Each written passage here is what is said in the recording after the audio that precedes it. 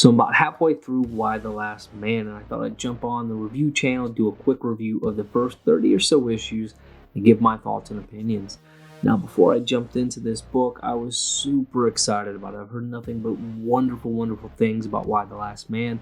I'm a huge fan of Brian K. Vaughn and all of the work he's done. I'm a huge fan of his work in Saga, so I expected nothing but a similar emotional attachment to a story with a lot of ups and downs, and just I wanted a page turner, okay?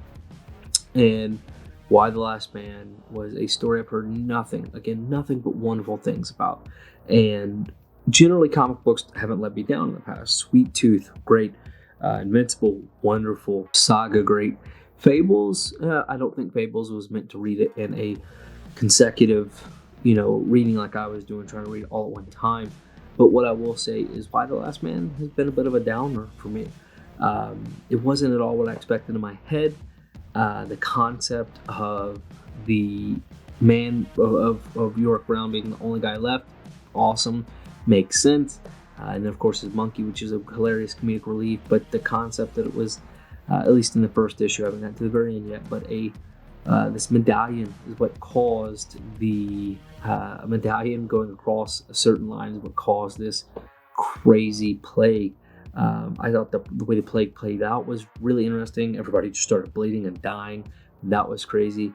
But it was an interesting concept to me once we started getting into the book. And again, about 30 issues in, the different story arcs. And it was kind of just like the same thing over and over again. It was Yorick. He teamed up with a group of girls, obviously women. Makes sense. He's trying to get to his girlfriend, who's all the way on the other side of the world. His mom, I think, is now actually the president, but that was kind of real quick, and the world has just collapsed, which again makes sense. I mean, if 50-something% of the population is just gone, yeah, that makes sense. But it was weird because it was like not what I expected. I expected this cool adventure type tale, and we got kind of a bunch of angry women, and I mean that best possible case. I mean, if you look at the Amazon group, they're clearly just angry the whole time, and then you have just everybody else that kind of wants to live the best life. But it does explore a lot of different scenarios, like prisoners, for example. There was a group of prisoners who had taken over a town, and hey, they've changed their whole attitude towards things. They've created their own, or continued their own community that they had in prison. You got to see some pirate type scenarios and things like that. That was pretty interesting. But, I was expecting to follow Brian in the sense of him traveling specifically to get to Australia. But again, it just seemed odd to me because I expected to follow him kind of through this journey and this adventure. And he's just being drugged along everywhere.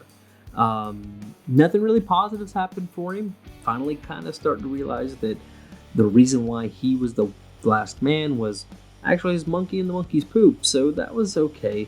But I don't think there's like anything that emotionally attached me or really had me stuck into the story to make me want to turn the page after page after page.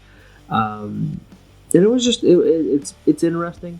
I'm going to finish it. I'm already halfway through, about 35 issues in. Kind of past the part of the pirate ship, or at the boating and the pirates and stuff like that. But just, it's crazy. It's very interesting. And I'm intrigued to see how they do it in the TV show. I honestly not sure if the TV show is going to be very well received, but we'll see. Maybe it will be. I don't know. What did you guys think? Have you ever read Why the Last Man? Was it as good as you expected it to be? Because right now, still kind of on the edge. And I've Justin Birch, member of the channel, I believe he actually said the ending made him tear up, and it was like just really sad. And maybe I just gotta keep giving it a chance to see what's gonna come of it, because that's sometimes how these comic books are. But so far, it's not as much of a page turner as I expected it to be. It's not a bad story, but it's certainly not, I wouldn't put it up there with some of the best I've ever read. So anyways, let me know what you guys think.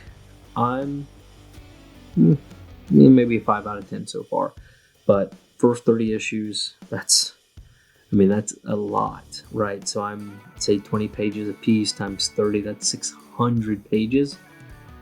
Yeah, so I'm about 600 pages into this thing, and give or take, and just not super impressed.